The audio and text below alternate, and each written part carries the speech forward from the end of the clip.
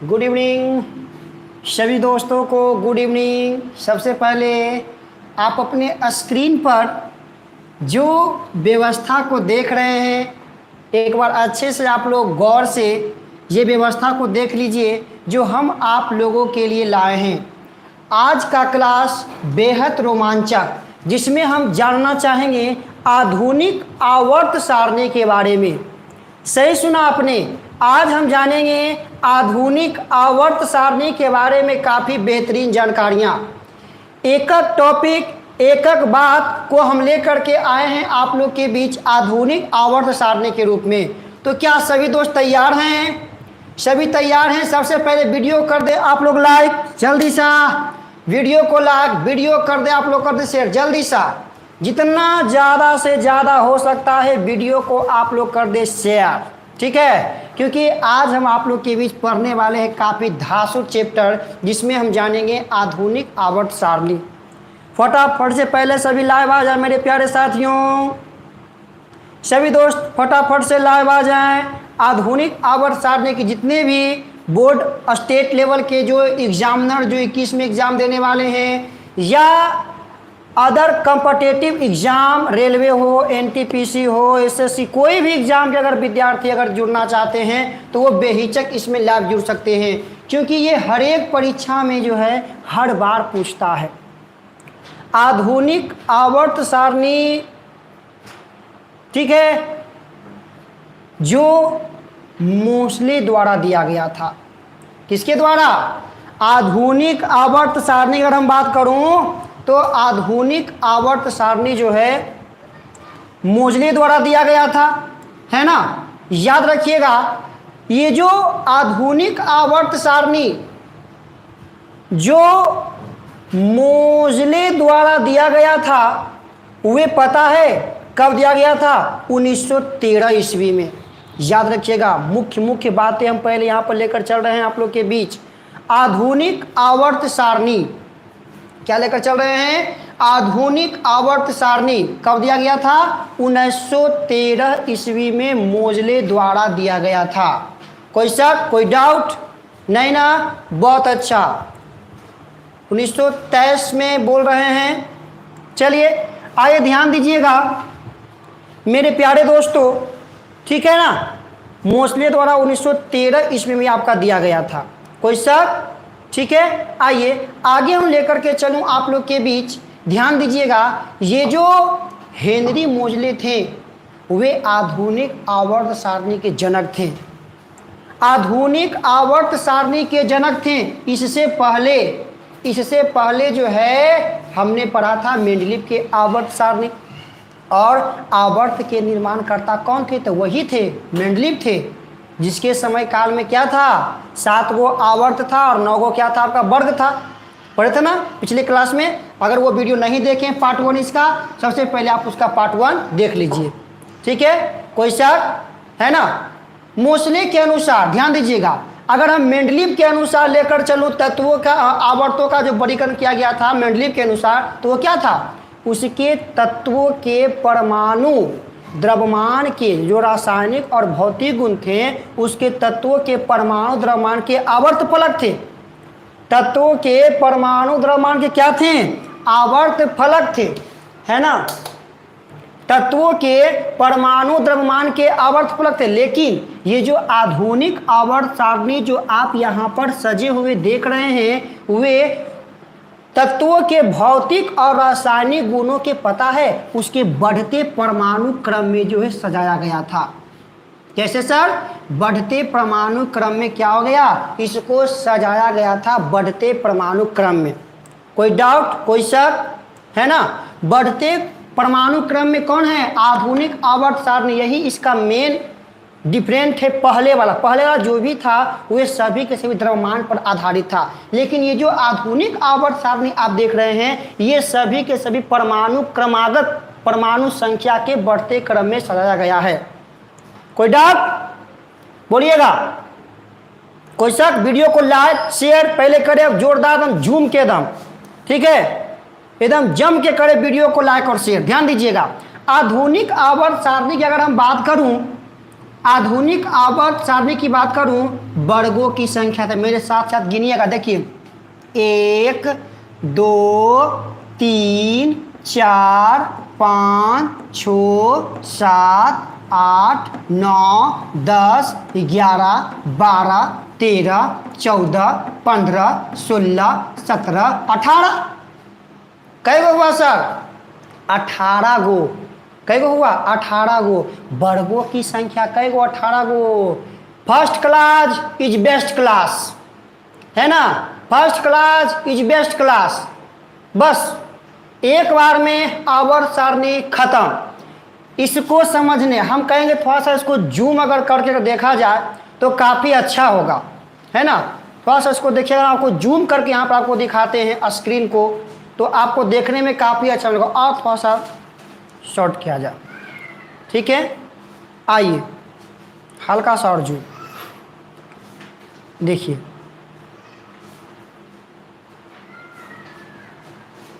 चलिए ठीक है, कैमरा थोड़ा सा कीजिए ऊपर नीचे, ये साइड नीचे नीचे नीचे, ऐसे ऐसे ऐसे ऐसे दबाना नीचे,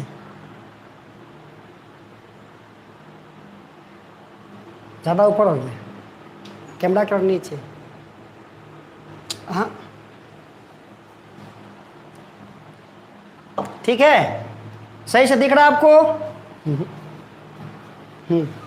देखिए इधर, आइए देखिए इधर हम दिखाते हैं, है ना? आइए हम आपको सही से दिखाएंगे, ठीक है? आइए अब सही दिख रहा है, ठीक दिख रहा है ना? जय माता दी, आ जाइए, सही से दिख रहा है। चलिए एक बार गिनती फिर से किया जाए, गिनती एक बार फिर से सही, पहले फटाफट से लाइव आ जाए, ठीक है? गिनिए 1 2 3 4 5 6 7 8 9 10 11 12 13 14 15 16 17 18। सर वर्गों की संख्या कै गो हुआ? तब वर्गों की संख्या 18 गो हुआ। कै गो वर्ग की संख्या? तो वर्गों की संख्या सर 18 गो हुआ। कै गो हुआ? 18 गो। कोई शक, कोई डाउट नहीं ना? आइए ध्यान दीजिए, आवर्त की संख्या कै गो सर? आधुनिक आवर्त सारणी में आवर्तों की संख्या कै गो? तो देखिए सर गिनते हैं, एक 36 जो कतार होते हैं आधुनिक आवर्त सारणी में, जो 36 कतार होते हैं, ये 36 कतार को हम क्या कहते हैं? आवर्त कहते हैं। जो ऊर्ध्वाधर कतार होते हैं, इस ऊर्ध्वाधर कतार को हम क्या कहते हैं? तो वर्ग कहते हैं। क्या कहते हैं? वर्ग कहते हैं, ठीक ना? तो चलिए हम अब देखेंगे 36 कतार को देखेंगे, तो गिनिएगा 1 2 3 4 5 6 7। कै गो हुआ? 7 गो। अगर आवर्तों की हम बात करूं तो कितने आवर्त हुए? तो 7 आवर्त हुए। कितने आवर्त हुए? तो यहाँ पर आप जो है आवर्तों की संख्या 7। आइए अगर हम यहाँ से बात करूं, थोड़ा सा ध्यान दीजिएगा, अगर हम यहाँ से आपको लेकर चलूं, आवर्तों की थोड़ा सा चर्चा कर लेते हैं। सर ये पहला आवर्त जो आप देख रहे हैं, ये पहला आवर्त में कई गो है? पहला आवर्त में कई गो है? तब पहला आवर्त सर एगो, एने आया था 2 गो। पहला आवर्त में कई गो तत्व हुआ? तो 2 तत्व हुआ। हम दिख रहे हैं ना आपको, यदि बड़ा बड़ा दिख रहे होंगे। पहला आवर्त में कई गो तत्व हुआ? तो 2 गो तत्व हुआ। कई गो? पहला आवर्त में 2 गो। थोड़ा सा कैमरा को इधर कीजिएगा, देखिए पहला आवर्त में 2 तत्व हुआ, ठीक है? आइए ध्यान देते हैं, ठीक है? बस आइए देखिएगा, पहला आवर्त की हम बात करूं तो पहला आवर्त में कितने हो रहे हैं? तो 2 हो रहे हैं। इसको कहते हैं हम अति लघु आवर्त। क्या कहते हैं? गौर से देखिएगा, पहले तत्व में 2 हाइड्रोजन और हीलियम, तो इसे हम कहते हैं अति लघु आवर्त कहते हैं। क्या कहते हैं? अति लघु आवर्त कहते हैं। कोई शक? अति लघु आवर्त कहते हैं। आइए ध्यान दीजिएगा, दूसरा आवर्त सर 1 2 3 4 5 6 7 8, तो दूसरा आवर्त में कै गो है सर 8, तो इसको हम कहते हैं लघु आवर्त। क्वेश्चन में दे देगा कि लघु आवर्त यानी दूसरे आवर्त में कितने तत्व होते हैं, तो दूसरे आवर्त में कितने तत्व हैं, तो 8 तत्व हैं। दूसरे आवर्त में कितने तत्व हैं, तो दूसरे आवर्त में 8 तत्व हैं, जिसको हम कहते हैं लघु आवर्त कहते हैं। क्या कहते हैं साहब, लघु आवर्त कहते हैं। तीसरा सर गिना जाए, तीसरा को अगर ध्यान दिया जाए तो तीसरा देखिए 1 2 3 4 5 6 7 8, तीसरा में कै गो है, तो तीसरों में आपका 8 गो है, तो तीसरों के हम लघुए आवर्त कहते हैं। क्या कहते हैं, तीसरों को हम लघुए आवर्त कहते हैं। थोड़ा सा कैमरा इधर कीजिए, करिए कैमरा थोड़ा सा, हाँ ठीक है ना। तो तीसरे आवर्त को हम क्या कहते हैं, तो तीसरे बस, तो तीसरे आवर्त को भी क्या कहते हैं हम लघु आवर्त के श्रेणी में ही रखे हैं, जिसमें कितने हैं, तो 8 आपको दिख रहा होगा जैसा कि हमने गिना। ठीक है, इसमें कितने आपको 8 हैं। अब ध्यान दीजिए, अगर हम बात करता हूँ चौथा, तो देखिए आपको चौथा गिन के बताते हैं, गिनिएगा सर चौथा 1 2 3 4 5 6 7 8 9 10 11 12 13 14 15 16 17 18, कै गो देखें आप, कै गो गिने, कितना गिने आपने 18, कितना गिने आपने 18। तो चौथा में अगर देखा जाए तो चौथा आवर्त में कितना 18, तो इसको कहते हैं हम दीर्घ आवर्त।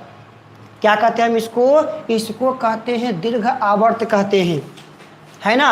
और पांचवों आवर्त की अगर हम बात करूं, तब पांचवों आवर्त को अगर गिना जाए तब पांचवों आवर्त में सर उतने हैं 1 2 3 4 5 6 7 8 9 10 11 12 13 14 15 16 17 18, एकरों में सर 18 गो है।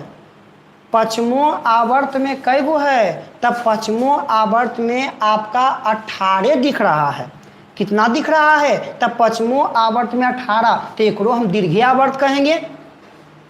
क्या कहेंगे इसको हम, तो इसको भी हम दीर्घ आवर्त के श्रेणी में ही रखेंगे, कोई डाउट। अब ध्यान दीजिएगा आगे, अगर हम बात करूं छठा, तो छठा में अगर देखा जाए, गौर से देखिएगा, जब जो देखिए आपको दिख रहा होगा छठा 1 2, लेकिन जब तीसरा में सर प्रवेश करते हैं तो यहाँ पर लिखा है लेंथेनाइट्स।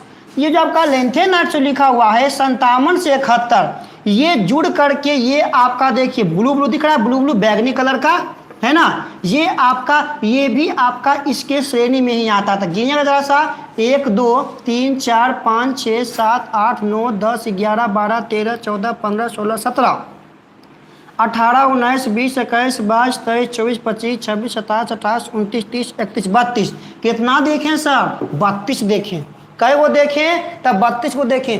इसको हम कहते हैं अति दीर्घ आवर्त कहते हैं। क्या कहते हैं, इसे हम कहते हैं अति दीर्घ आवर्त कहते हैं।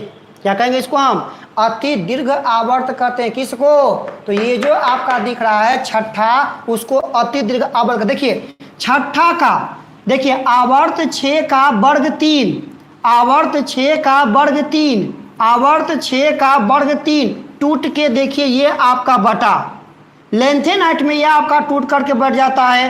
ठीक है ना, लेंथेनाइट में आपका 57 से 71, 57 से 71 के जो तत्व होते हैं यह आपका आते हैं लेंथेनाइट्स में आपका आते हैं।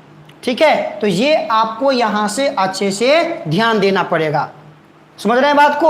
अब देखिए तो इसमें कितने हैं 32, वो कहते हैं अति दीर्घ कहते हैं। अगर सर गिना जब सतमा के तो गिनिएगा 1 2, फिर यहाँ पर रुका सर तीसरा, तीसरे आवर्तवा, तीसरा वर्गवा, तीसरा वर्गवा में ये घटना घटता है एक्टियोनाइट, एक्टियोनाइट्स लिखा हुआ है। तो एक्टियोनाइट्स देखिए इसमें सिंगल स्टार सर, इसमें डबल स्टार। इसका मतलब हुआ ना कि इसमें कई घर, इसमें और तत्व जो ज्ञात तत्व, आगे जो तत्व ज्ञात होंगे उसमें इस तत्व को रखा जाएगा। ये आपका अधूरा है, इसमें भी अगर हम गिनती करूं जो इसमें वर्तमान में आपको आधुनिक आवर्तन में दिया है सतमा में, तो उसमें भी आपका टोटल 32 को आपका दिया गया है।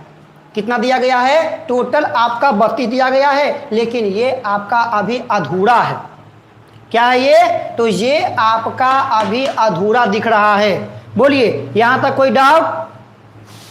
यहां तक कोई शक है ना? एक्टियोनाइट और लेंथेनाइट की अगर बात करूं तो लेंथेनाइट आपका छठा के वर्ग 3 और एक्टियोनाइट आपका 7वां के आवर्त 3 में।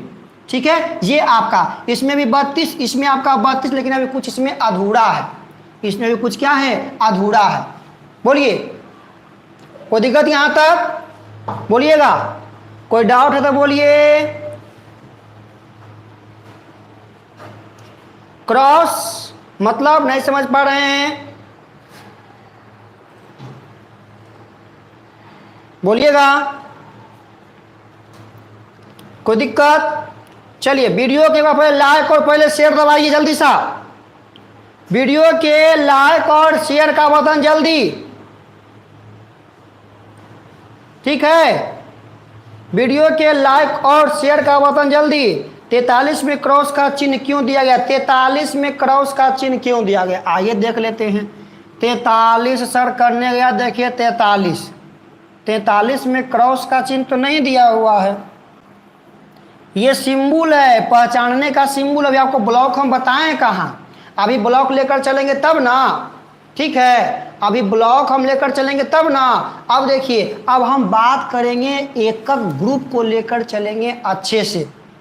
ध्यान से देखिएगा, अब हम एकक ग्रुप को जो है हम काफ़ी डिटेल से आपको समझाने का प्रयास करेंगे। ठीक है, कैमरा शॉर्ट कर दीजिए, है ना। एकक को जो है हम लेकर के चलेंगे, आपको अस्थिरता से लेकर चलेंगे, सारी बात को लेकर चलेंगे। आप समझ रहे हैं मेरी बात को आप? ठीक है, आइए आइए, इधर ना चाहिए, इधर जूम, ठीक है, ठीक, इधर।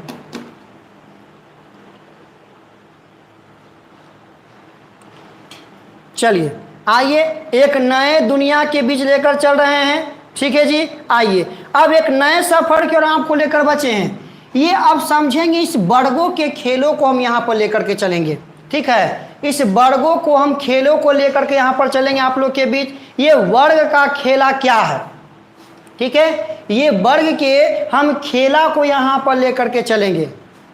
ध्यान से देखिएगा कि सर पहला वर्ग हाइड्रोजन, हाइड्रोजन के आवारा कहल गया है।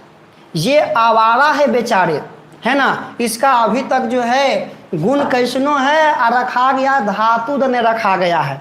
कहाँ रखा गया है? धातु दने रखा गया है। आइए हम कुछ को आपको डिटेल से समझाने का प्रयास करते हैं, जिसे आप मेन चीज़ को जो है आप पकड़ने का प्रयास कीजिएगा। सबसे पहले हम बात करूं वर्ग एक के ए का ए, वर्ग एक के ए का ए क्या कहलाता है? क्षार धातु। मेन पॉइंट हम यहाँ पर लिखे हैं, ये आपका क्या कहलाता है? क्षार धातु कहलाता है। ठीक है, ये आपका क्या कहलाता है? क्षार धातु कहलाता है। पहला वर्ग को क्या कहते हैं? क्षार धातु कहते हैं। पहला वर्ग को क्या कहते हैं? तो क्षार धातु कहते हैं। बोलिए, है ना। पहला को कहते हैं क्षार धातु। ठीक है, पहला को क्षार धातु कहते हैं ना, तो पहला आपका क्षार धातु। सर पहला में इतना तत्व है, कैसे याद रखेंगे हम? केकड़ा परिचवा में दे देगा तो केकड़ा केकड़ा क्षार धातु, तो आइए गो न टिड़िकवा लिख दिए हैं। ये तो आप लोग समझिए गए क्षार धातु।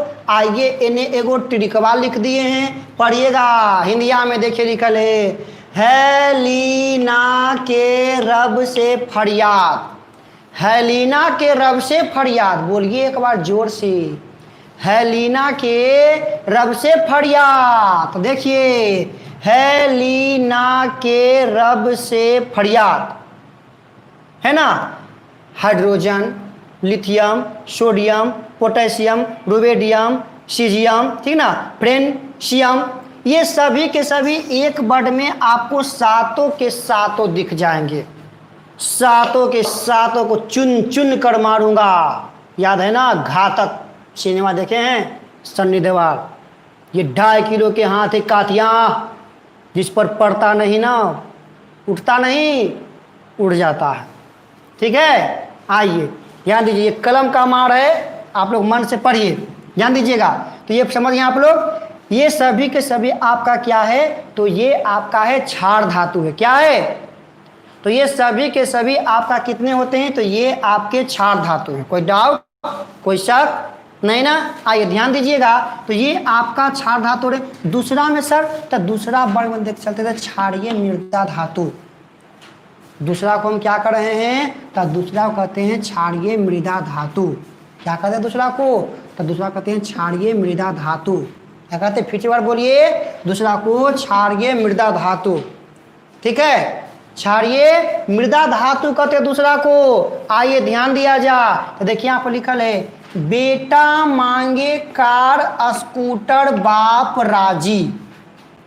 ठीक है, क्या लिखल है, बेटा मांगे कार स्कूटर बाप राजी। तो देखिएगा, बेटा बेरिलियम, मांगे magnesium, CA car calcium, strontium, barium और आपका है आपका रेडियम है ना।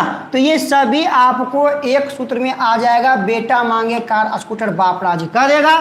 बताइए कि आपका कैल्शियम जो है कौन सा धातु है, कैल्शियम कौन सा धातु है, तो पढ़ेंगे बेटा मांगे वाला है ना। कार, तो ये आपका कैल्शियम, तो ये आपका क्षारीय मृदा धातु में है, वर्ग 2 में ये आपका बैठा हुआ है। ठीक है, ये आपका जो है वर्ग 2 में आपका बैठा हुआ है। अब इसको इतना दूर के दीजिए, विशेषण का अधातु है ना।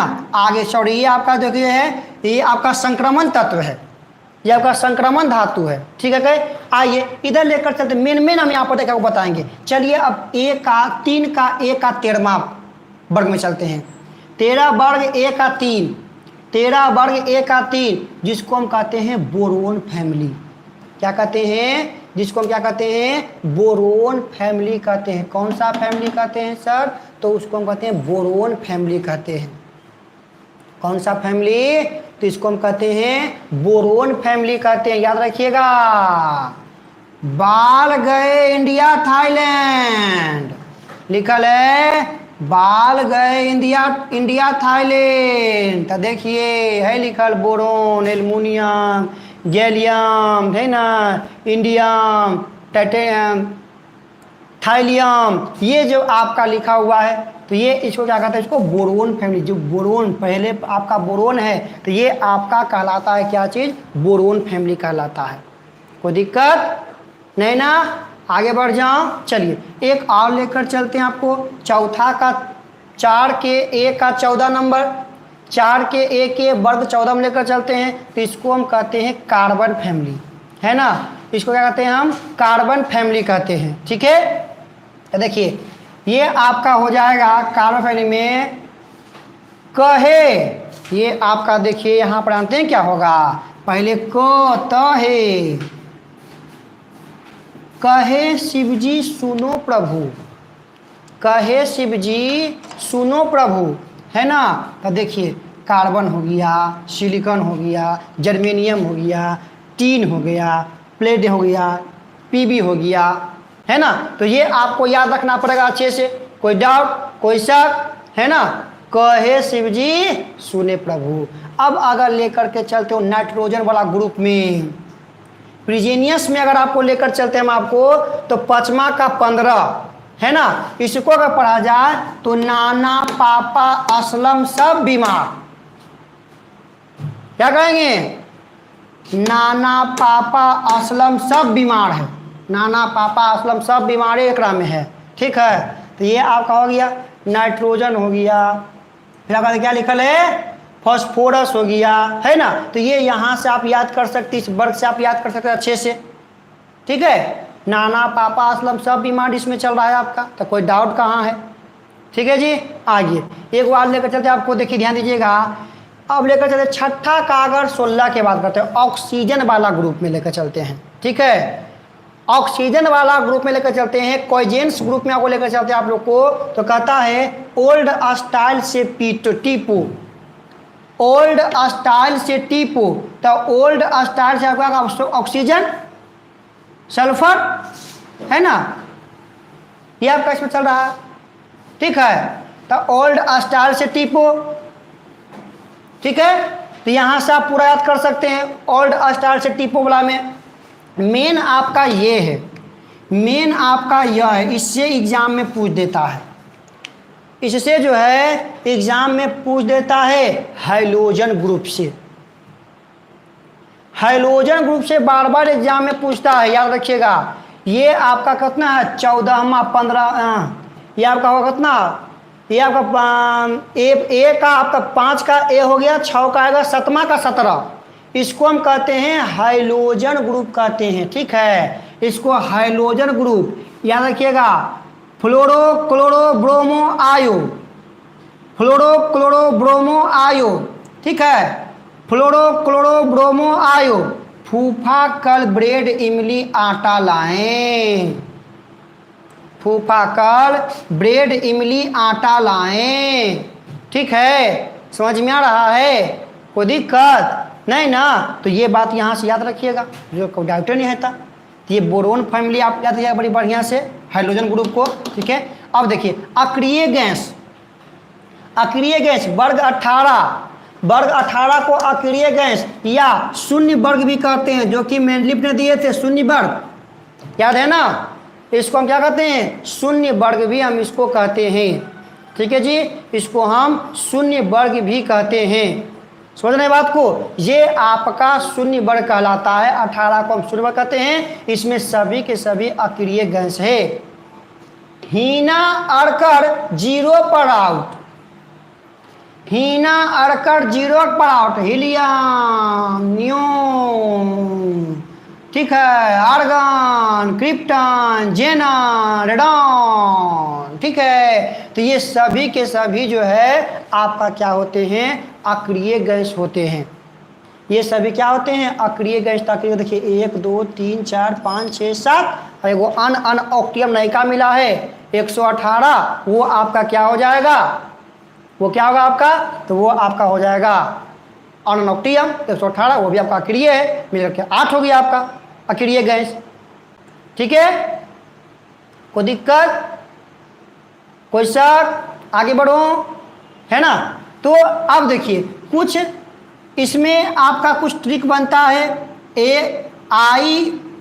बी का 11वां, ठीक है। तो ये आपका लिखा हुआ है, जिसमें इसको जानते क्या कहते हैं, इसको कहते हैं मृदा धातु कहते हैं, ठीक है। याद रखिएगा, ये आपका कहता है मृदा धातु कराता है, ये आपका कराता है, ठीक है। तो ये आप अच्छे से याद रखें, ये सभी के सभी आपका संक्रमण के तहत आपका संक्रमण धातु कराता है पूरा पूरा। देखिए ये आपका यहाँ पर चिन्हने वाला डिजाइन दिया है, जिससे आप चिन्ह सकते हैं, रंग दिया है, कॉलम दिया है, जिससे आप पहचान सकते हैं, ठीक है। आधुनिक आवर्त सारणी में सबसे अधिक अधातु, गौर से नोट कीजिएगा, ध्यान दीजिएगा। आधुनिक आवर्त सारणी में सबसे अधिक अधातु आवर्त 2 में है। तो आवर्त अगर हम बात करूं, ध्यान दीजिएगा, आवर्त अगर बात करूं इसमें करने गया 2 की अगर हम बात करूं इसमें, तो ये आपका इसमें आपका सबसे अधिक अधातु इसमें चर्चा आपका आता है ना। ये यहाँ पर लिया जाए तो इसमें आपका सबसे अधिक आपका अधातु इसमें लेकर चलते हैं। सबसे अधिक अधातु किसमें आता है, आपका आवर्त 2 में आपका आता है, ठीक है। आधुनिक आवर्त सारणी में अधातु की कुल संख्या बताइएगा। आधुनिक आवर्त सारणी में अधातु की कुल संख्या कितनी है, तो 6 गो है। आधुनिक आवर्त सारणी में अधातु की कुल संख्या कितनी है, तो 6 है। कार्बन क्या है, तो अधातु है। बोलिएगा विपिन कुमार जी, तन्नू जी, ठीक है, सपना जी, प्रिंस जी, सभी को समझ में आ रहा है ना। याद रखिएगा कुल कितने हैं, तो 6 हैं इसमें, ठीक है। कोई शक, एकदम बहुत अच्छा, बहुत याद रखिएगा, एकदम बहुत सुंदर, ठीक है। कोई डाउट नहीं ना, आगे लेकर चलो, चलो ध्यान दीजिएगा। अब कहता है कि इस आवर्त में, गौर से देखिएगा, इस आवर्त में बाएं से दाएं, क्या बोला हमने, बाएं से दाएं, फिर से बोलिएगा, बाएं से दाएं। इस आवर्त में बाएं से दाएं जाने पर बाएं से दाएं जाने पर तत्वों के ऑक्साइड की प्रकृति, तत्वों के ऑक्साइड की प्रवृत्ति प्रबल भास्मिक से प्रबल अम्लीय होते जाते हैं। प्रबल भास्मिक से प्रबल अम्लीय होते जाते हैं। क्या अर्थ हुआ सर इसका? ऐसा तो इनने वाला धातु न है, अधातु के अक्सर भास्मिक होते हैं, और जब बाएं से दाएं जा रहे हैं तेने अधातु है, तो अधातु के ऑक्साइड आपके क्या होंगे? तो अम्लीय होंगे। तो सिंपल सा लॉजिक बन गया। जब हम आवर्त सारणी में बाएं से दाएं जाते हैं तो क्या होता है? सभी धातु जो भास्मिक रूप में पाए जाते हैं इधर आपका अधातु होते हैं, तो उसका ऑक्साइड अम्लीय होते हैं। कोई दिक्कत नहीं ना? आगे लेकर चलते हैं। वर्ग से ऊपर से नीचे आने पर, वर्ग से ऊपर से नीचे आने पर धातु की क्रियाशीलता बढ़ती है। ऊपर से नीचे आने पर धातु की क्रियाशीलता बढ़ती है। लिथियम, सोडियम, तब आपका क्या रहा है? पोटेशियम, है ना?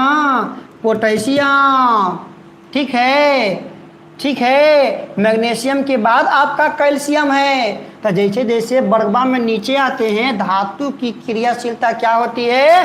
तब बढ़ती है। धातु की क्रियाशीलता क्या होती है? तब बढ़ती है। कोई शक? ठीक है, आगे लेकर चलो, है ना? चलिए, बहुत अच्छा। अब ध्यान दीजिएगा, वर्ग में ऊपर से नीचे आने, पहला बात, वर्ग में ऊपर से नीचे आने पर अधातु की क्रियाशीलता भी बढ़ती है। अगर बात करूं धातु की क्रियाशीलता ऊपर से नीचे, तो ये भी आपका बढ़ता है। अधातु की बात करूं तो ये भी आपका बढ़ता है। सर बढ़वे करता है सर, कोई शक नहीं ना? आगे लेकर चलते हैं। कर रहा है, थोड़ा सा ध्यान दीजिएगा। अधातु में अगर हम ऊपर से नीचे आए तो जानते हैं इसकी क्रियाशीलता घटती है। थोड़ा सा याद रखा, सॉरी मिसप्रिंट से बोला गया, ठीक है, घटती है, याद रखिएगा। बढ़ती नहीं है, अधातु घटती है, अधातु बढ़ती है। ठीक है, समझ रहे हैं बात को आप, है ना? ठीक है, वर्ग में ऊपर से नीचे आने पर धातु की क्रियाशीलता बढ़ती है जबकि अधातु की क्रियाशीलता घटती है। और बाएं से दाएं जाने पर धातु प्रबल भास्मिक से प्रबल अम्लीय हो जाते हैं। ठीक है, अगला, आवर्त सारणी में धातुओं की कुल संख्या कितनी है? आवर्त सारणी में धातुओं की कुल संख्या कितनी है? तो मालूम है आवर्त सारणी में टोटल 80 गो धातु हैं। कितने हैं? तो टोटल यहाँ पर 80 आपके धातु हो रहे हैं। कितने धातु हो रहे हैं? टोटल आपका 80 इसमें धातु है। ठीक है, याद रखिएगा, समझ में आया? और आधुनिक आवर्त सारणी में अगर हम बात करूं अधातु की, इससे पहले जो हम आपके बताए थे ना, थोड़ा सा मिसप्रिंट हो गया था, फिर से एक बार, इससे पहले जो 6 को हम बताया वे आपके उपधातु थे, है ना? ठीक है, इससे पहले जो आपको बताया था वे आपके उपधातु थे। 6 गो उपधातु याद रखिएगा नोट में थोड़ा सा। ठीक है, नोट में याद रखिएगा आप लोग जरा सा, उपधातु की संख्या कितनी है? तो 6 है। वीडियो में आप लोग कमेंट कर दीजिएगा, ठीक है ना? उपधातु की संख्या कितनी है? तो 6 है। धातु की संख्या अगर हम बात करूं तो धातु की संख्या 80 है। धातु की संख्या कितनी? 80 है। अगर हम बात करूं अधातु, तो अगर अधातु को लेकर के चलो तो अधातु की कुल संख्या आपका 18 होता है। अधातु की कुल संख्या कितना है? 18 है। अधातु की कुल संख्या कितना है? 18 है, याद रखिएगा। ठीक है ना, अधातु की कुल संख्या 18। अक्रिय गैस सर, आइए गिन लिया जाए अक्रिय गैस को। एक, परमाणु संख्या 2, 10 में नियोन, आर्गन 18, क्रिप्टन 36, जेनन 54, रेडॉन 86, 118 में आपका दिया है ऑग्निशन, ऑग्निजन है ना, ये आपका 118 में दिया है। तो ये टोटल अगर हम बात करूं तो ये आपका हो गया 7 गो, है ना। टोटल बात करूं तो आपका अक्रिय गैस 1 2 3 4 5 6 7, लेकिन कहीं कहीं एग्जाम में ऑप्शन आपका 6 भी देगा। ठीक है, अगर 7 न दिया तो 6 आप राइट मार के आइएगा, समझ गए ना। तो 6 आप यहां से राइट मार के आइएगा। ठीक है, अगर बोरॉन की बात करूं, सिलिकॉन की बात करूं, जर्मेनियम की बात करूं, आर्सेनियम की बात करूं, एंटीमनी की बात करूं, और अगर हम बात करूं आपका टेल्यूरियम की बात करूं, तो ये सभी के सभी आपका क्या हैं? तो उपधातु हैं। नोट कर लीजिए आप लोग, अंडरलाइन कर लीजिए बात को। बोरॉन, ठीक है, सिलिकॉन, जर्मेनियम, आर्सेनियम, एंटीमनी, एल्यूरियम, क्या है आपका? एल्यूरियम। ये सभी के सभी आपके क्या हैं? तो ये सभी के सभी आपके क्या हैं? तो ये आपके होते हैं क्या? उपधातु हैं। क्या हैं? उपधातु हैं। एक बात बताऊं, जितने भी अक्रिय गैस होते हैं, नोट अंडरलाइन पॉइंट, जितने भी आप लोग नोट कर करके भेजिएगा मेरे बात को, है ना, फिर कॉपी में। जितने भी अक्रिय गैस होते हैं वे सभी के सभी अधातु के श्रेणी में रखा गया है। सभी अक्रिय गैसों को अधातु के श्रेणी में रखा गया है। ठीक है, समझ रहे हैं बात को। और आधुनिक आवर्त सारणी की अगर हम बात करूं दोष की, तो आधुनिक आवर्त सारणी में दोषों था। हाँ, ये सबसे पहले ऐथुन हाइड्रोजने हमार, है ना, हाइड्रोजन सबसे पहले यहाँ पर आएंगे। हाइड्रोजन जो अलबलाहा हो गए हैं, आधुनिक आवर्त सारणी में हाइड्रोजनों का स्थान आपका सही से जो है निर्धारित नहीं किया गया है। सही से इसका भी स्थान यहाँ पर निर्धारित नहीं किया गया है। ठीक है, तो इसमें भी काफ़ी त्रुटि थे। ठीक है, तो बोलिए यहाँ तक की बातों में कोई प्रॉब्लम आप लोगों को तो बोलिएगा। यहाँ तक की बातों में कोई प्रॉब्लम है तो बोलिएगा। अब यहाँ को आगे लेकर के चलेंगे आप लोग के बीच, ये पूरा वीडियो खत्म करेंगे हम इसमें। अब देखिए, हाइड्रोजन तो गड़बड़ाया, हीलियम के अगर 2 है तो परमाणु संख्या के आधार पर अगर सजाया जाए तो इसका स्थान तो यहाँ होना चाहिए था, इसका स्थान तो यहाँ होना चाहिए था, 1 के बाद 2, है ना, इस साइड हो जाए, लेकिन यह भी आपका नहीं है ना। इसको कहाँ रख दिया गया? अक्रिय गैस के श्रेणी में जो है वर्ग 18 ने शून्य वर्ग में रख दिया गया। ठीक है, अब आइए सुंदर सी बात लेकर चलते हैं हम आपको यहाँ से। ब्लॉक के बारे में हम आपको बताए थे धातु अधातु चैप्टर पार्ट 3 में। ब्लॉक के बारे में जो है हम आपको बताए थे धातु अधातु चैप्टर 3 में हम आपको चर्चा किए थे ब्लॉक के बारे में, समझ गए ना। ब्लॉक में कहते हैं कि ब्लॉक होता है मुख्यतः कितना प्रकार के, तो देखिए यहाँ पर देख लिया जाए, S block, D block, P block, F block. तो कितना प्रकार के ब्लॉक आपका हो गया? तो 4 प्रकार के हम पढ़े थे। 3 पार्ट में जो है ब्लॉक के बारे में पढ़े थे। एस ब्लॉक, यहाँ देखिए डी ब्लॉक, पी ब्लॉक, और ये आपका क्या हो रहा है? तो ये करने गया, ये आपका ए ब्लॉक हो रहा है। ठीक है, थोड़ा सा जूम करिए, तो ये आपका क्या हो रहा है? ए ब्लॉक हो रहा है। देखिए सर इसमें आइए,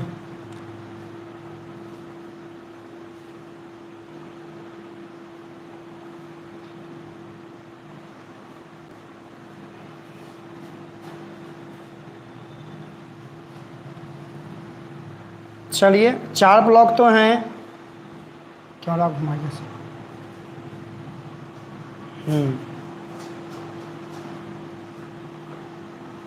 चलिए आइए आपको लेकर चलते हैं, थोड़ा सा और रखें तो पीछे करिए स्टैंड बा सब दिख रहा है।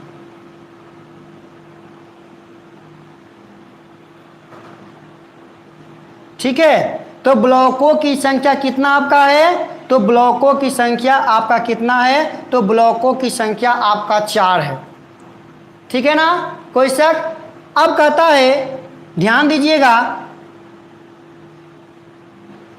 अब कहता है ध्यान दीजिए यहां से आप अच्छे से, SPDF बहुत अच्छा, बहुत अच्छा SPDF।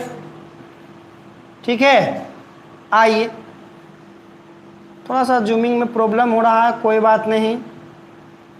आप लोग देखिए डीजे डांस करा रहे हैं सुजीत सर। आइए, क्या करें, आप लोग मदद ही नहीं करते हैं, लाइव ही नहीं जुड़ते हैं, वीडियो को शेयर नहीं करते हैं, है ना।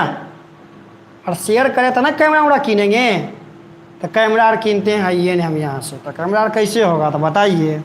हैं, वीडियो को आप लोग शेयर करिए पूरा, ठीक है, ध्यान दीजिए। ठीक है सर, चलिए रहने दीजिए इतना, ठीक है। आइए आइए, इसको हम अध्ययन तनिक कर लेके चलते हैं बढ़िया से। सर, एस ब्लॉक की अगर हम बात करूं तो आवर्त एक में देखिएगा, ये जो आपका ब्लॉक की बात करूं, यहां से जो 1 और 2 वर्ग 1 और 2 की अगर हम बात करूं, वर्ग A और वर्ग 2, ठीक है, ये आपका एस ब्लॉक में आता है। ठीक है, एस ब्लॉक में कौन आ रहा है, वर्ग 1 और 2 आपका कौन से ब्लॉक में है, एस ब्लॉक में प्रवेश करते हैं। यानी हेलिना की तरफ से फरियाद, आप बेटा मांगे कार स्कूटर, ये दोनों के दोनों आपका एस ब्लॉक में आएगा। कौन कौन, एगो आपका हो जाएगा क्षार धातु और क्षारीय मृदा धातु। क्षार धातु और क्षारीय मृदा धातु जो है वे आपको किस में आ जाएंगे, तो ये आपके आएंगे इस ब्लॉक के तहत, आपको ये आएंगे। अगर हम इस ब्लॉक में तत्वों को ज्वाला के साथ अगर गर्म किया जाए तो ये चमकदार लौ के साथ जलते हैं। पता है ना, मैग्नीशियम Mg सफ़ेद उजला रंग से जलता है, ऑक्सीजन के जब संपर्क में आता है तो जो इस ब्लॉक के अगर हम किसी भी पदार्थ को गर्म किया जाए तो ये कौन से लौ से जलेंगे, चमकीले लौ से जलते हैं। कोई डाउट, ठीक है। ये आपका इस ब्लॉक वाले सभी तत्व क्या होते हैं, तो चमकीले लौ से जलते हैं। 1 और 2 किसमें, इस ब्लॉक में आ रहा है आपका। हीलियम कहता है इस ब्लॉक का सदस्य होते हुए भी, जानते हैं हीलियम जब निकालते हैं 1s2 2s2 तो हीलियम ऐसे पर न जाके अटकता है, लेकिन बेचारे जी अपवाद हैं, ये एस ब्लॉक के होते हुए भी जाकर के शून्य वर्ग में बैठ गया, अकिरिय में बैठ गया, तो असली बाबा ये ना हुए। हाँ, आप लोग क्या हुए, कुछ नहीं, असली बाबा ये हुए। ठीक है, इनका टाइम आ गया, कहते हैं ना अपना टाइम आ गया, इनका टाइम आ गया, जाके अकिरिय के श्रेणी में बैठ के एकदम आनंदमय हो गए। ठीक है, अब आइए, अब लेकर चलते हैं डी ब्लॉक। तो डी ब्लॉक क्या है, 3 से वर्ग 3 3B 3 से लेकर के आपका 2B12 तक के जो सदस्य हैं वे सभी सदस्य आपका किस में आ रहे हैं, तो ये आपका आ रहे हैं डी ब्लॉक में आ रहे हैं। कौन से ब्लॉक में, डी ब्लॉक में। ठीक है, माने एस तथा पी ब्लॉक के बीच वाले जो भाग है, एस ब्लॉक और पी ब्लॉक, एस तथा पी ब्लॉक के जो बीच वाले भाग होते हैं उसे हम डी ब्लॉक के श्रेणी में रखा गया है। कौन से श्रेणी में, डी ब्लॉक के श्रेणी में रखते हैं। ये देखिए 3B के 3, 4B के 4, 5B के 5, 6B के 6, 7B के 7 और 8 9 10 8वां में आ रहा है, और 11 और 12 ये सभी के सभी क्या आ रहे हैं आपका, तो डी ब्लॉक के श्रेणी में आ रहे हैं। ठीक है, कोई शक। इसके जो भी इलेक्ट्रॉन होंगे वे डी ब्लॉक में ही समाप्त होंगे, है ना, डी ब्लॉक में क्या आ जाएंगे, इसका समापन हो जाता है। एक बात तो नोट इंपोर्टेंट ये है आपका कि डी ब्लॉक में सभी के सभी, देखिए आपको कहाँ लिखो तो दिख जाए, यही लिख देते हैं, संक्रमण धातु। क्या लिखें? संक्रमण। इसमें डी ब्लॉक में जितना भी आप कहेंगे वे सभी के सभी संक्रमण धातु होते हैं। कौन से धातु होते हैं? तो ये सभी के सभी संक्रमण धातु होते हैं। समझ में आ रहा है आपको? ये सभी के सभी क्या हैं? तो संक्रमण धातु हैं। अब आइए पी ब्लॉक की बात करते हैं, है ना। D10 P6, D10 P6, इसके माथा पर 6 होता है ना, P6 और D10 होता है आपका, S2 होता है और F14 आपका होता है, इलेक्ट्रॉन की संख्या। ठीक है, तो अगर हम बात करता हूँ पी ब्लॉक के, तो 3s 13 से लेकर के 0 वर्ग तक के जितने भी सदस्य आपके आ रहे हैं वे सभी के सभी क्या आपका आते हैं? पी ब्लॉक में आते हैं। अक्रिय गैस को नॉर्मल गैस भी कहते हैं, और जब भी नॉर्मल गैस कोई भी होंगे, जब पी के माथा पर 6 आ गया P6, तो वे आपका अक्रिय होते हैं। जब इलेक्ट्रॉनिक विन्यास निकालेंगे सब सेल से, तो पी के माथा पर अगर 6 आ जाए, अगर पी के माथा पर 6, तो क्या आपका है? वह अक्रिय है। समझ रहे हैं ना। तो ये सभी के सभी 3a13, 4a14, 5a15, 6a16, 7a17 और ये 18 शून्य, सभी के सभी आपका आते हैं कौन में? पी ब्लॉक में आते हैं। हीलियम अपवाद है बेचारे, हीलियम पी में नहीं समाप्त होता है। हीलियम कहाँ समाप्त होता है? तो ये आपका समाप्त होता है कहाँ पर? तो एस ब्लॉक में ही आपका ये समाप्त हो जाता है। कौन? तो हीलियम। ये बेचारे अपवाद जी हैं, थोड़ा सा ध्यान दीजिएगा आप लोग अच्छे से, है ना। आप लोग भी ध्यान दीजिए, वीडियो को थोड़ा शेयर टेयर करते रहिए आप लोग, ठीक है, ताकि हम ऐसे वीडियो आप लोग के बीच हमेशा लाते रहें, मेरा भी मनोबल बने रहे, है ना।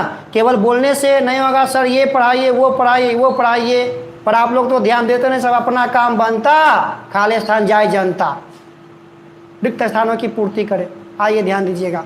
अब लेकर चलते हैं हम आप लोग के बीच, ये जो हमने बताया 57 से लेकर के 71 और 89 से लेकर के 113 के बीच के, जो कि आवर्त 6 और 7 में पढ़ रहा था, आवर्त 6 और 7 के जो आपका पढ़ रहा था ना वर्ग 3 में, जिसको कहते हैं लेंथेनाइट और एक्टियोनाइट, ये सभी के सभी जानते हैं डी ब्लॉक के श्रेणी में आ रहा है।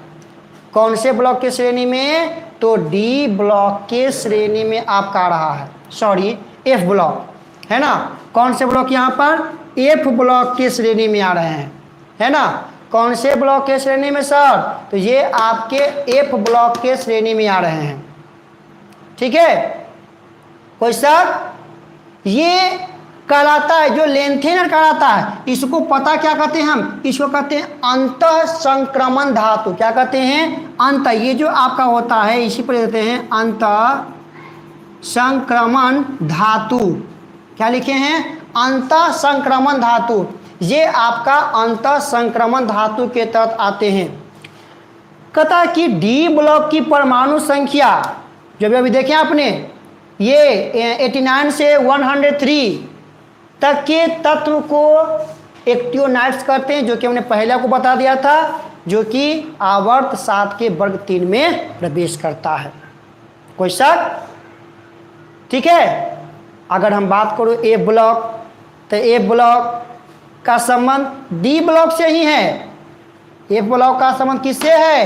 क्योंकि डी ही का तो संक्रमण था, संक्रमण जो आपका धातु था डी ब्लॉक वाला, वही तो आपका अति संक्रमण बना। तो दोनों का संबंध एक ही से होता है।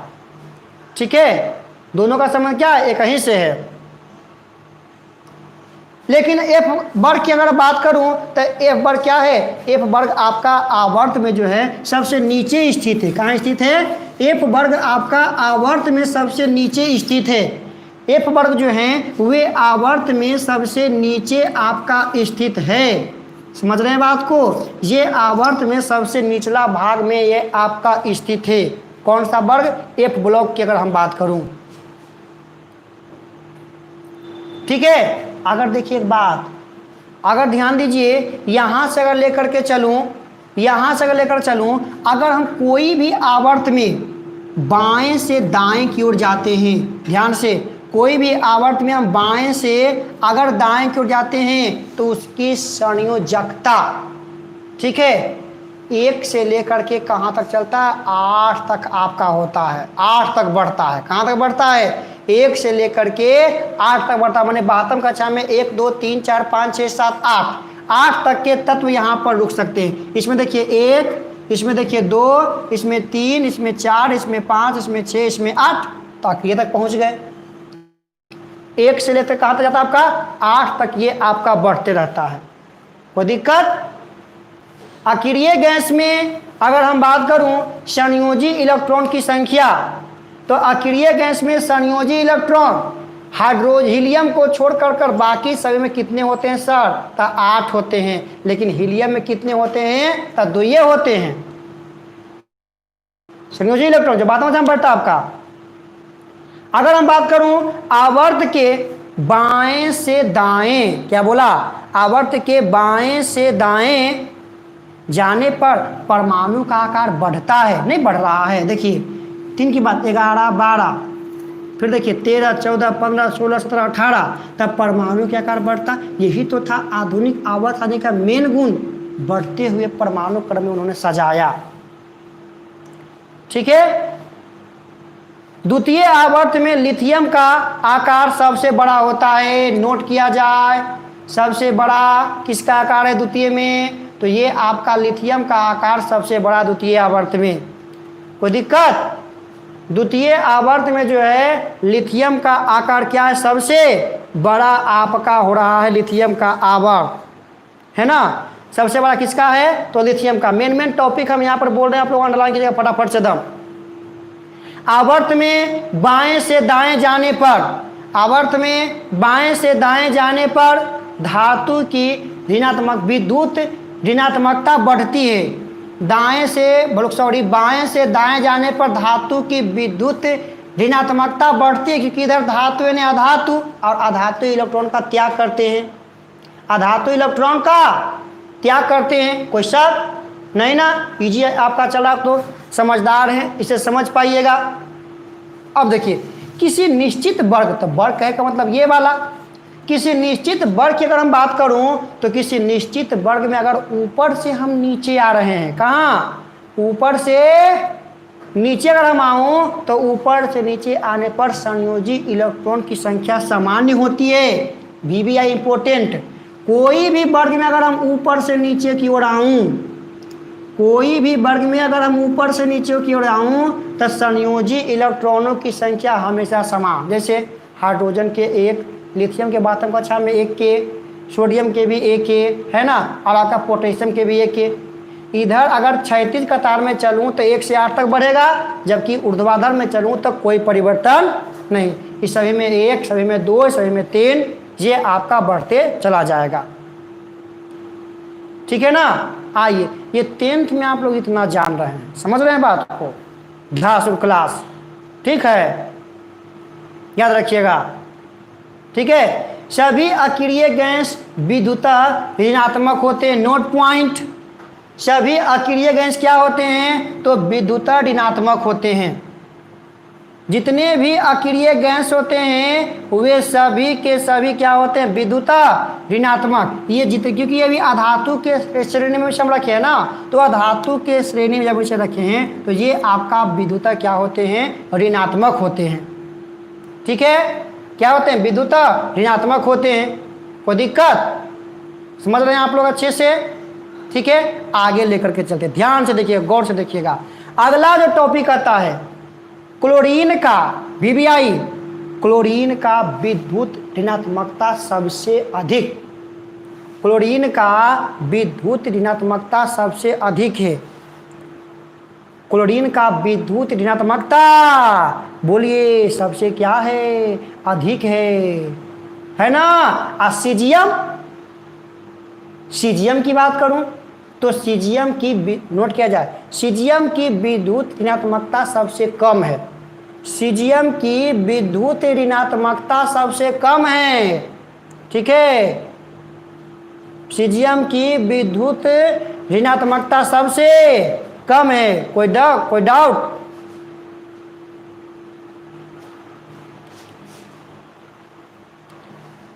अच्छा, कहते हैं प्रिंस जी सर आपके चैनल पर कम ही विद्यार्थी रहेंगे लेकिन आपका रिजल्ट बहुत ही अच्छा रहेगा सभी चैनल से। ये तो बात है, पर थोड़ा सा मेहनत कीजिए, है ना। देखिए बहुत कम लोग लाइव जुड़ते हैं, आप लोग अपने दोस्तों को बताइए, ठीक है, कि यूट्यूब पर आ चुके हैं धासुर सर। फैयाज जी कहते हैं कि आप हम सबको बिहार टॉपर बना देंगे सर। एकदम फैयाज जी, एकदम हौसला होना चाहिए, हौसला। ठीक है, ठीक है, आइए डोले शोले प्राय में माथा में टक टक टक। ठीक है, आइए एक सुंदर सा बात पहले सुनाऊं आपको। हम आप लोग के कमेंट को देख रहे हैं, एक सुंदर सा बात सुनाऊं हम आपको। ठीक है, कहता है कोई भी बोर्ड है, UP board, Bihar board, Jharkhand board, कोई भी बोर्ड के आप विद्यार्थी हैं, सभी के लिए आपका फायदेमंद है। कोई भी एग्जामिनर है, सभी के लिए आपका फायदेमंद है। ठीक है, एकदम यूपी बोर्ड, कोई भी बोर्ड पढ़िए ना, मैथ साइंस सबका सेमे तो है जनाब। कोई भी बोर्ड पढ़िए, है ना, कोई भी बोर्ड पढ़िए। आइए अगला, किसी परमाणु के बातम कक्षा में एक इलेक्ट्रॉन, ध्यान दीजिएगा VBI, किसी परमाणु के अगर बातम कक्षा से एक इलेक्ट्रॉन, अगर एक इलेक्ट्रॉन का क्या करता है, वह निकालता है। अगर एक इलेक्ट्रॉन वह निकालता है तो जितना इलेक्ट्रॉन, एक इलेक्ट्रॉन निकालने में जो भी उसका ऊर्जा क्षय हुआ, एक इलेक्ट्रॉन को निकालने में जो भी ऊर्जा उसका खपत हो रहा है, भी ऊर्जा उसका क्षय हो रहा ना, उस ऊर्जा को हम पता क्या कहते हैं, आयनन ऊर्जा। क्या कहते हैं, आयनन ऊर्जा कहते हैं। कौन सा ऊर्जा कहते हैं जनाब, तो आयनन ऊर्जा कहते हैं। कौन सा ऊर्जा कहते हैं, तो आयनन ऊर्जा कहते हैं। ठीक है, कौन सा ऊर्जा कहते हैं, तो आयनन ऊर्जा कहते हैं। ठीक है, क्या कहते हैं उसको हम, आयनन ऊर्जा कहते हैं। आयनन ऊर्जा, आयनन ऊर्जा कहते हैं। आयनन ऊर्जा कहते हैं। कौन सा ऊर्जा कहते हैं, आयनन ऊर्जा कहते हैं। जो इलेक्ट्रॉन त्यागने में, अगर कोई इलेक्ट्रॉन को त्याग रहा है, अगर कोई इलेक्ट्रॉन को त्याग रहा है तो इलेक्ट्रॉन को त्यागने में जो ऊर्जा खपत हो, इलेक्ट्रॉन को त्यागने में जो ऊर्जा खपत हो, उसे हम क्या कहते हैं, आयनन ऊर्जा कहते हैं। नोट किया जाए।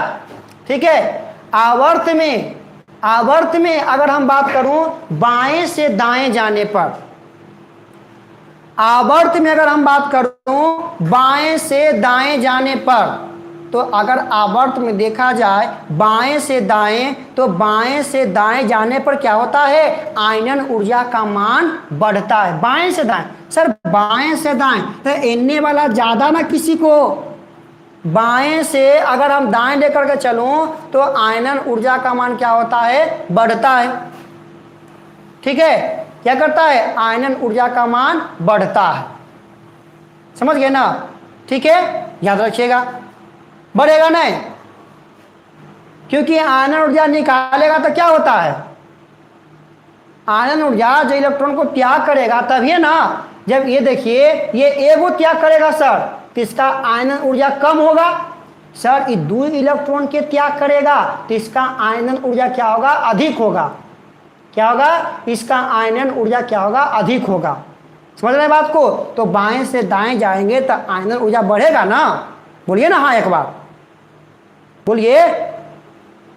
लेकिन अगर हम किसी निश्चित वर्ग से नीचे की ओर आते हैं, अगर हम किसी निश्चित वर्ग से नीचे की ओर आते हैं तो उसका आयनन ऊर्जा घटते जाता है। क्या होता है, उसका आयनन ऊर्जा जो है घटते जाता है।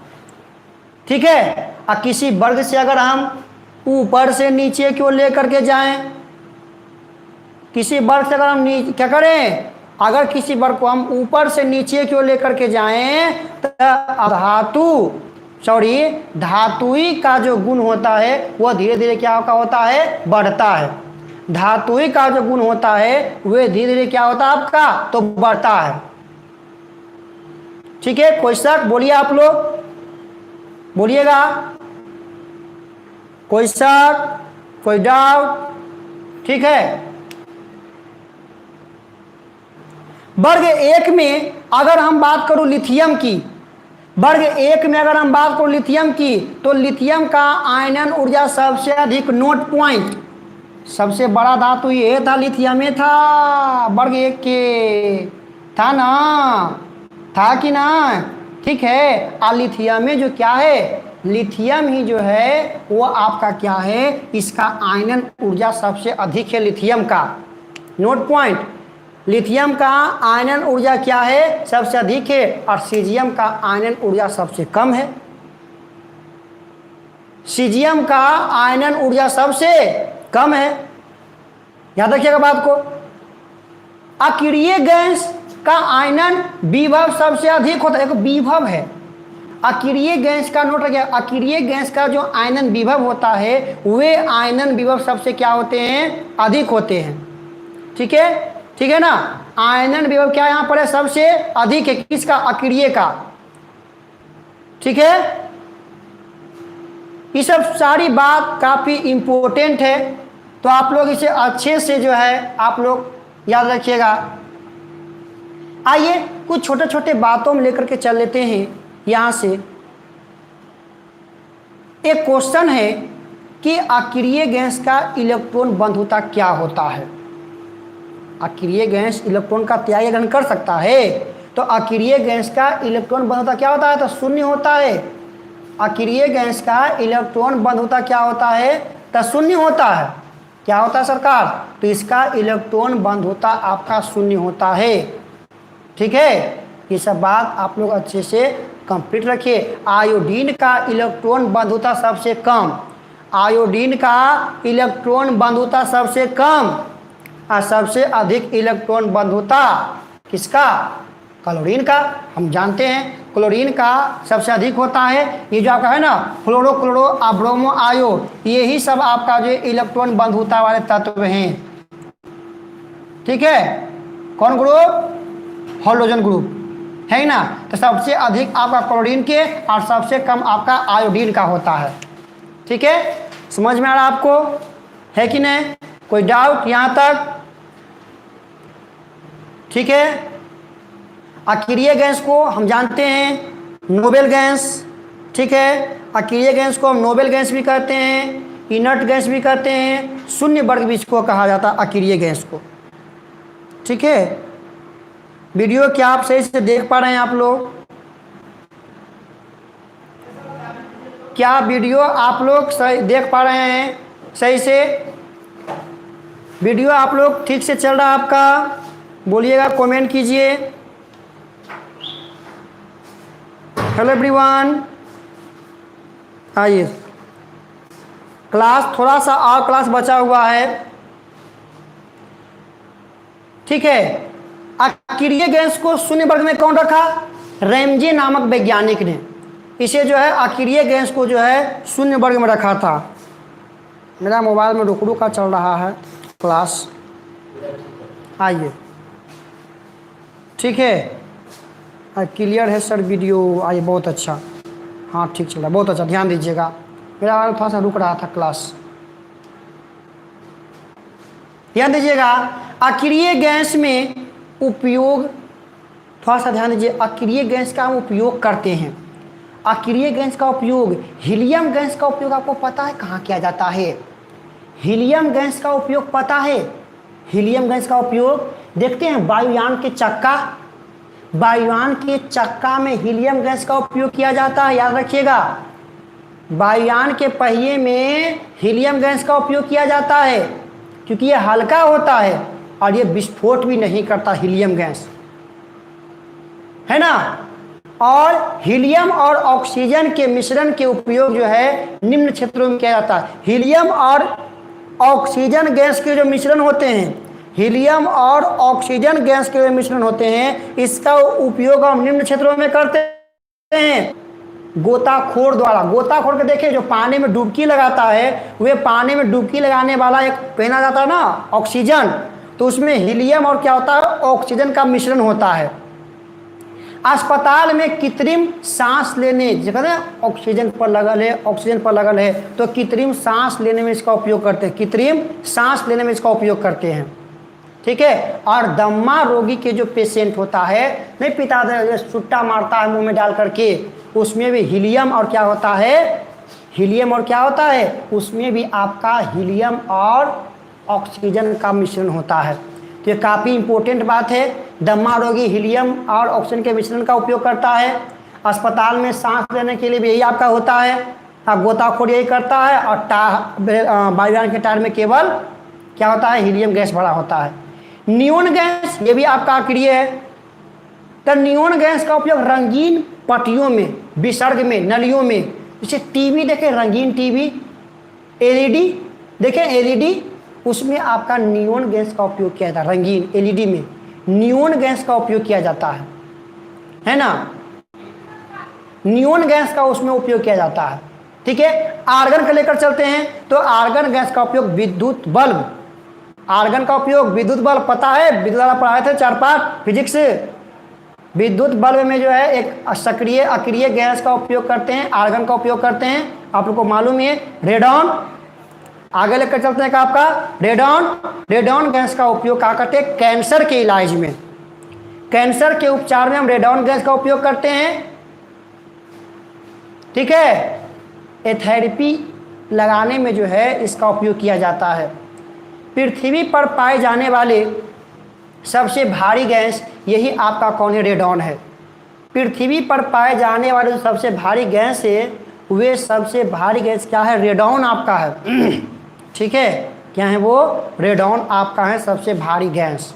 ठीक है। और जेनॉन गैस को स्ट्रेंजर गैस भी कहते हैं। जेनन को हम क्या कहते हैं, स्ट्रेंजर गैस भी कहते हैं। वायुमंडल में अक्रिय गैस लगभग 1% पाया जाता, बस वायुमंडल में अक्रिय गैस लगभग 1% ही पाया जाता है, जिसमें अगर हम बात करूँ आर्गन सबसे अधिक मात्रा में पाया जाता है। ठीक है। आर्गन क्या होता है, आर्गन आपका सबसे अधिक मात्रा में पाया जाता है। ठीक है जी। तो आज का जो हम क्लास लेकर चलें आप लोग के बीच, महा एपिसोड आवर्त सारणी का ये वीडियो आपको कैसा लगा, एक बार पहले आप लोग कमेंट करें अच्छे से। ये आज का वीडियो आप लोग कैसा लगा, है ना। आप लोग लाइव तो जुड़ रहे हैं नहीं आप लोग, ठीक है। चलिए, तो ये क्लास आपको कैसा लगा आप लोग कमेंट बॉक्स में कमेंट ज़रूर करें इस क्लास के बारे में। ठीक है। तो मिलते हैं ऐसे किसी अगले वीडियो में, तब तक दीजिए हमें इजाज़त। बाय बाय सभी को, बाय।